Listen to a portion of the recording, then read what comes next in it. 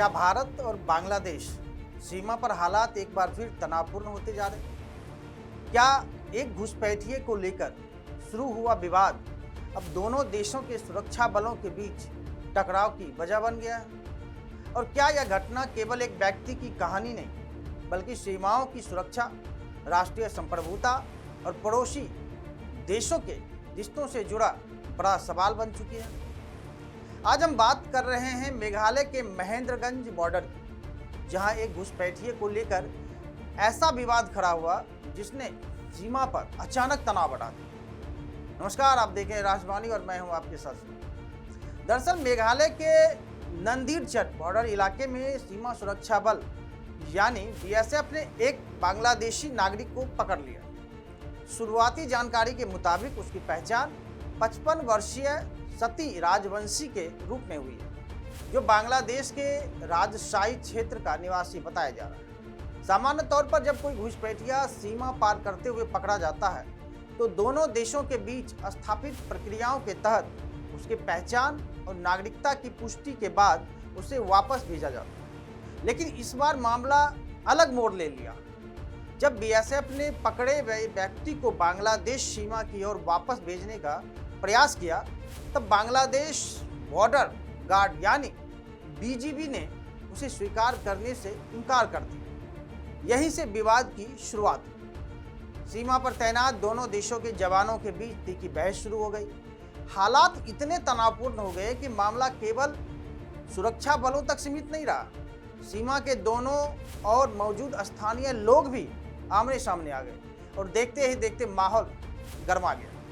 बताया जा रहा है कि दोनों पक्षों के लोगों के बीच झड़प हुई और पथराव की घटनाएं भी सामने आई। इस पूरे घटनाक्रम का एक वीडियो सोशल मीडिया पर तेजी से वायरल होने लगा, जिसमें लोगों का ध्यान अपनी ओर खींच लिया। लेकिन इस घटना का सबसे विचित्र और चिंताजनक पहलू हुआ है जिसने पूरे मामले को मानवीय और कूटनीतिक दोनों दृष्टि से महत्वपूर्ण बना दिया है। जिस व्यक्ति को लेकर यह विवाद शुरू हुआ वह अब दोनों देशों के बीच स्थिर उस जमीन पर फंसा हुआ है जिसे नो मैन्स लैंड कहा जाता है, यानी ऐसी जगह जो न पूरी तरह भारत की है और ना ही बांग्लादेश की। एक ऐसा भूभाग जो सीमाओं के बीच मौजूद है लेकिन किसी का नहीं। अब जरा सोचिए, एक इंसान जो कुछ समय पहले किसी देश का नागरिक था, अचानक ऐसी स्थिति में पहुंच जाता है जहां उसे कोई स्वीकार करने को तैयार नहीं। वह केवल एक सीमा विवाद नहीं, बल्कि आधुनिक राष्ट्र राज व्यवस्था के सामने खड़ा एक मानवीय प्रश्न भी बन गया। लेकिन जब बात भारत की सुरक्षा की हो,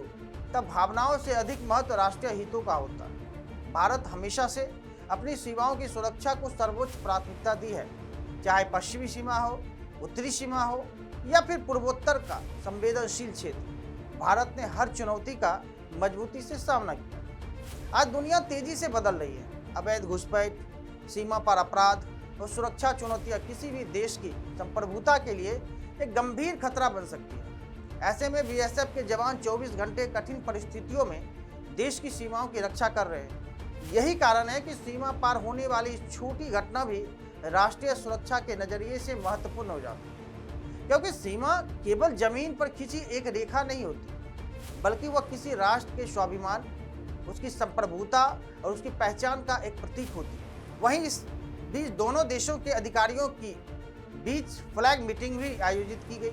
उम्मीद थी कि बातचीत के जरिए कोई समाधान निकलेगा, लेकिन फिलहाल बांग्लादेशी पक्ष अपने रुख पर कायम बताया जा रहा है। परिणाम स्वरूप घुसपैठिए की स्थिति अब भी अनिश्चित बनी हुई है। फिलहाल बीएसएफ और अन्य सुरक्षा एजेंसियां पूरे घटनाक्रम पर लगातार नजर बनाए हुए सीमा पर अतिरिक्त सतर्कता बरती जा रही है, ताकि किसी भी अप्रिय स्थिति को रोका जा सके। अब देखना यह होगा कि क्या कूटनीतिक बातचीत के जरिए इस विवाद का समाधान निकलता है या फिर यह मामला भारत बांग्लादेश सीमा पर नए तनाव की वजह बन सकता है। फिलहाल इतना तय है कि जो दृश्य वहां देखने को मिला, जो पथराव की घटना वहां देखने को मिली, वह भारत की अपनी सीमाओं की सुरक्षा और राष्ट्रीय हितों के साथ किसी भी प्रकार का समझौता करने के मूड में नहीं है। क्योंकि चाहे आप पथराव की स्थिति करें या फिर कोई भी स्थिति करे, हर देश को यह अधिकार है कि वह अपने सीमाओं की सुरक्षा बखूबी करे। लेकिन आप इस पूरे मामले पर क्या सोचते हैं? क्या बांग्लादेश को अपने नागरिकों को स्वीकार करना चाहिए था?